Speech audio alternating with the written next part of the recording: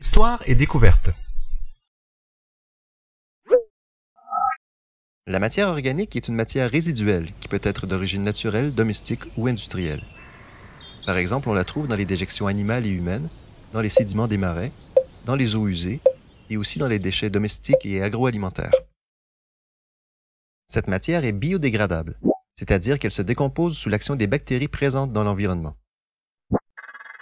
Quand cette décomposition se produit dans des milieux où il n'y a pas d'oxygène, comme c'est le cas au fond des marais ou encore dans l'appareil digestif de ruminants, on parle de digestion anaérobie, qui signifie simplement en absence d'oxygène. Cette digestion anaérobie produit un gaz appelé biogaz.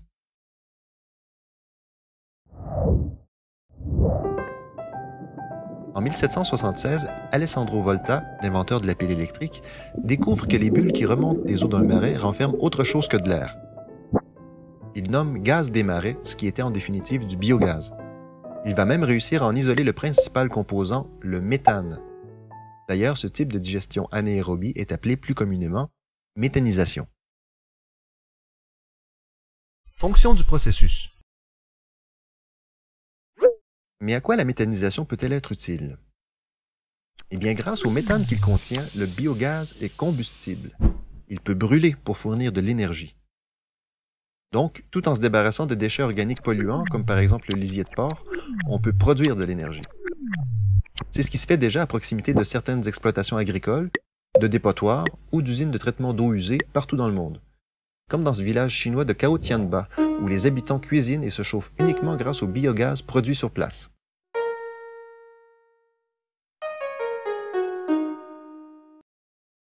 Analyse du processus.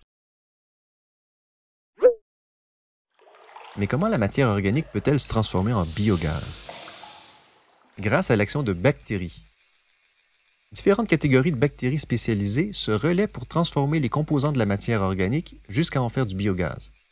Elles agissent comme de microscopiques usines de transformation chimique. Voyons ça de plus près.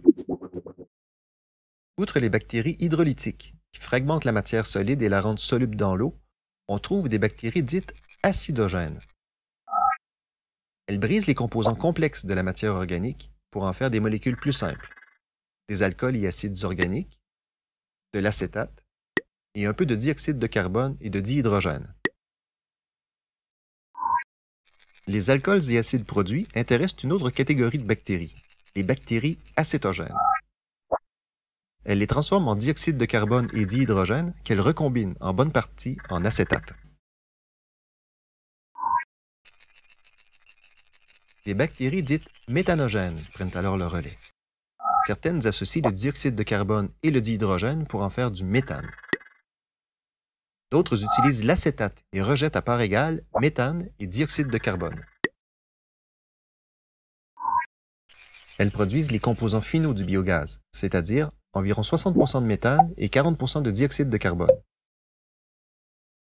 Il y a aussi le cas des bactéries réductrices de soufre. Elles ne font pas vraiment partie de la chaîne de transformation. Elles s'intéressent à l'acétate et au soufre présents dans la matière organique pour produire du sulfure d'hydrogène, un gaz toxique et corrosif à l'odeur désagréable. Elles sont en compétition avec les bactéries méthanogènes et peuvent même stopper la production de biogaz. Mais celui-ci contient toujours quand même quelques traces de sulfure d'hydrogène, ce qui permet au moins, grâce à l'odeur, d'identifier sa présence et de prévenir l'intoxication.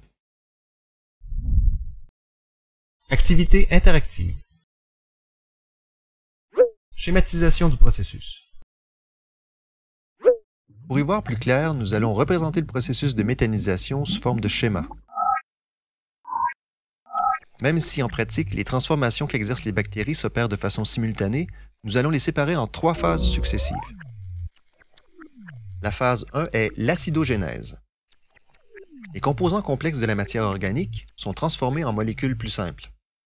Alcools et acides organiques, acétate, un peu de dioxyde de carbone et de dihydrogène.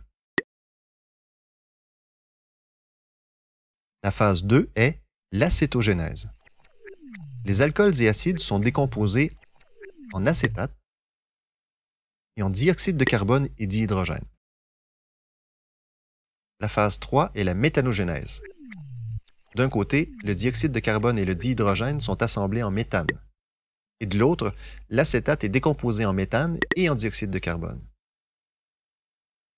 Comme nous l'avons vu, ce mélange de méthane et de dioxyde de carbone, c'est le biogaz. Méthanisation et bioindustrie. Un biodigesteur est un dispositif qui permet de produire du biogaz en exploitant le processus de méthanisation. Ce biogaz sert parfois à alimenter des génératrices qui produiront de l'électricité. Selon qu'ils soient de fabrication artisanale ou industrielle, les biodigesteurs peuvent prendre des formes très variées. Mais le principe de base reste le même. La matière organique est placée en réservoir fermé, sans oxygène, et on laisse les bactéries faire leur travail. On peut améliorer les performances du processus par le brassage et le contrôle de la température. On recueille ensuite le biogaz produit dans un réservoir extensible et on l'achemine vers un réseau de distribution ou une centrale de transformation d'énergie. Nous avons évoqué l'exemple chinois de Cao Tianba, mais il faut savoir que le procédé de méthanisation est aussi utilisé chez nous, et de plus en plus. Les initiatives en ce domaine sont au cœur de ce qu'on appelle le secteur des bio-industries, d'où l'emploi courant du terme biométhanisation. À titre d'exemple, cette ferme Beauceronne, cette fromagerie de Jonquière ou ce site d'enfouissement de Sainte-Sophie.